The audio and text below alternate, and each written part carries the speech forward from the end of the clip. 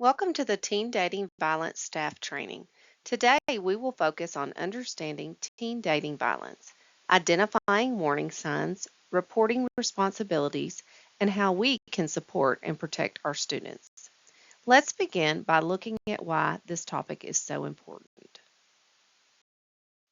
Teen dating violence is a critical public health issue, and educators are uniquely positioned to stop it. School staff must have the knowledge and tools to address this issue and promote healthier relationships. In this course, we will look at how promoting awareness and prevention strategies in schools can help in this type of abuse.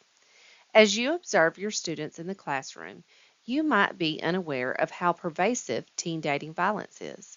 This type of abuse typically occurs after school hours and away from adults and is often unreported. Several anonymous surveys, however, have indicated troubling statistics. In the U.S., up to 19% of teenagers report some type of physical or sexual abuse from their dating partners, and almost 50% of teens report being the target of stalking or harassment. A shocking 65% report psychological abuse from a partner. According to Section 71.0021 of the Texas Family Code, dating violence is defined as the intentional use of physical, sexual, verbal, or emotional abuse by a person to harm, threaten, intimidate, or control another person in a dating relationship. Dating violence can be a one-time event or a repeated pattern of coercion used to establish control. It can happen to anyone, regardless of age, race, background, socioeconomic status, gender, culture, or sexual orientation. Even a single incident should be taken seriously because of its lasting emotional and psychological effects. Next, let's look at the challenges teens face in relationships.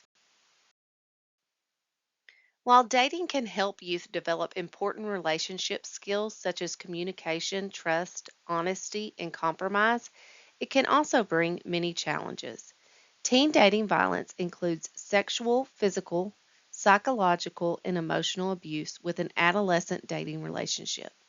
This leads us to the broader concepts of dating abuse.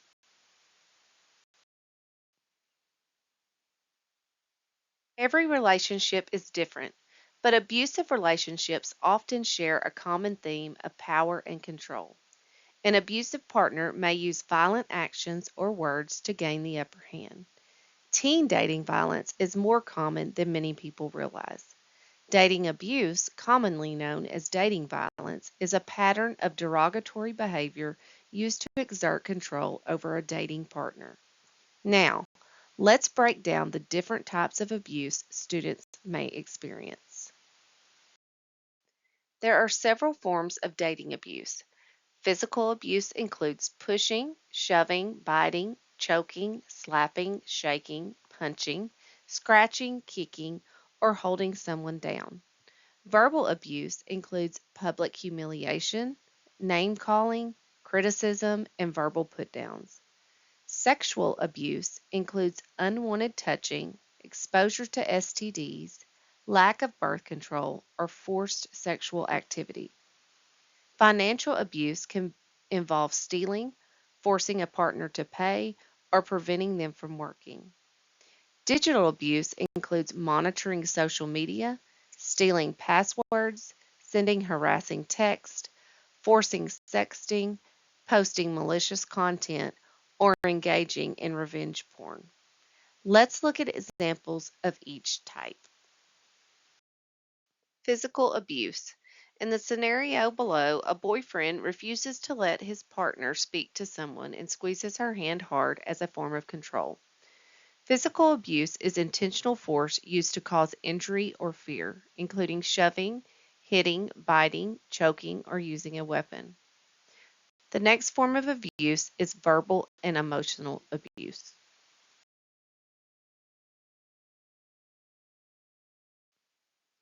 In this example, hurtful comments about weight and appearance are used to manipulate and belittle a partner. Verbal and emotional abuse include micromanaging, constant monitoring, threats, humiliation, intimidation, isolation, or stalking. These behaviors may not leave physical marks, but can deeply impact a student's mental health. Now, let's move on to sexual abuse. Sexual abuse includes actions that impact a person's ability to control their sexual circumstances. This can include coercion, restricting access to birth control, or forcing sexual activity. Digital abuse involves using social media or technology to bully, harass, or threaten a dating partner. Examples include demanding passwords, checking phones without permission, cyberbullying, non-consensual sexting, excessive texting, stalking on social media, or sharing of private images.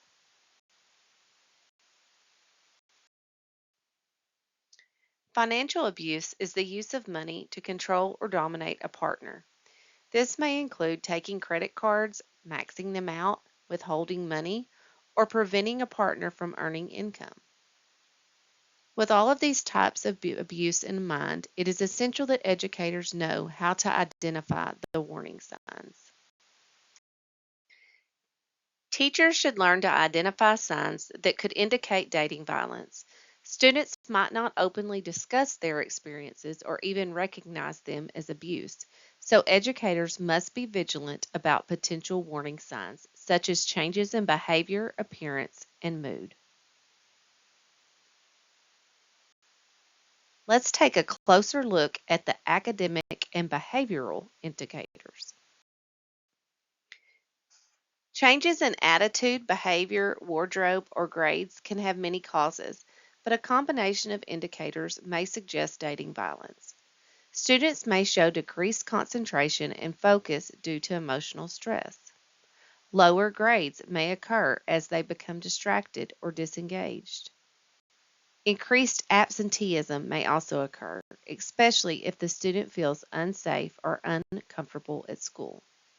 Next, we will examine emotional and physical signs.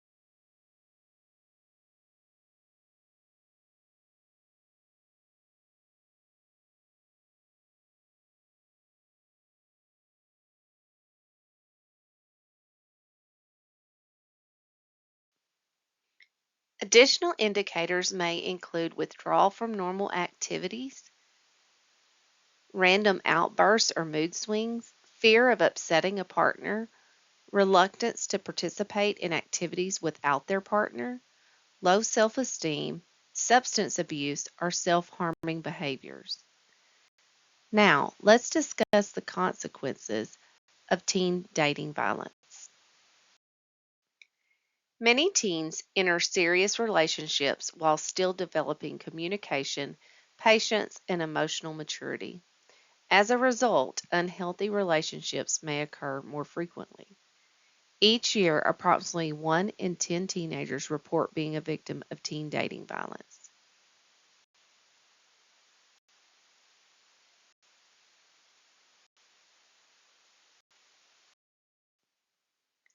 Texas Education Code 37.0831 requires every school district to adopt and implement a dating violence policy. This includes a clear definition of dating violence, a statement that violence is not tolerated, reporting procedures, parent notification, counseling for victims, and training for teachers who instruct grades 6 or higher. This leads directly to our responsibility as mandated reporters. When should you or must you report teen dating violence? As a teacher, you are a mandated reporter. This means that if you suspect abuse, you must report it. Now, let's walk through the student complaint process. Step 1 is to review the complaint form and assist the student if needed. Step 2 is to separate the involved parties to ensure safety. Step 3 is to investigate through interviews with victims, alleged perpetrator, and witnesses.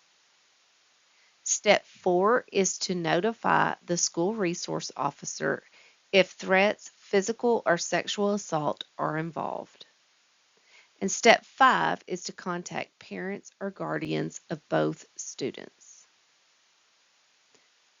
Step 6 is to set up a meeting. Step 7 is to discuss the rights and options, to inform the victim about their rights, including options to request a stay-away agreement. Step 8 is to explain rights, where you educate the victim on all of their rights. Step 9 is to monitor the safety. You will continuously monitor the victim's safety to ensure that they feel supported and protected throughout the process. Step 10 is to maintain confidentiality. And step 11 is to offer a support person.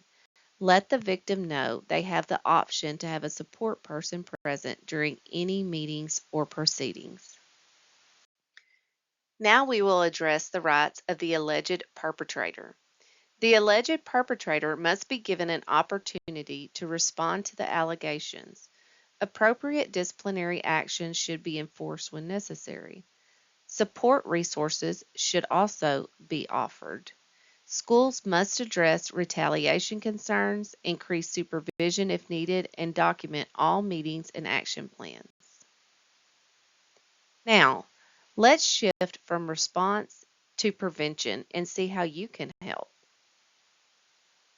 Teen dating violence can be prevented when students are supported by trusted adults, including teachers and mentors.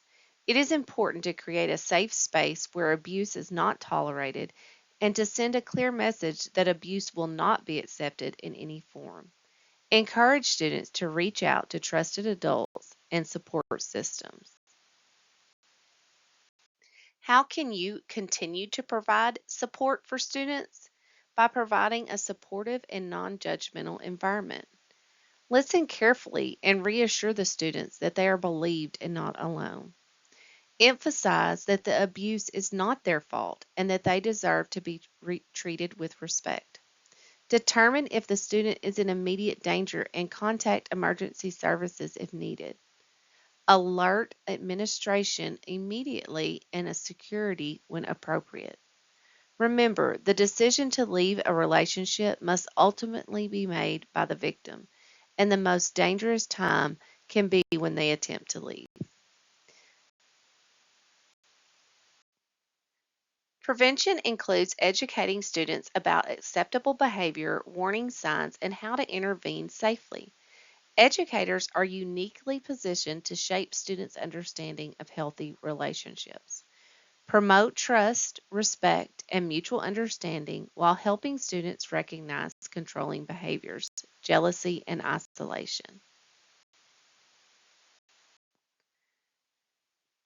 Although you won't be demonstrating dating behavior to students, you can show them ways to deal respectfully with others.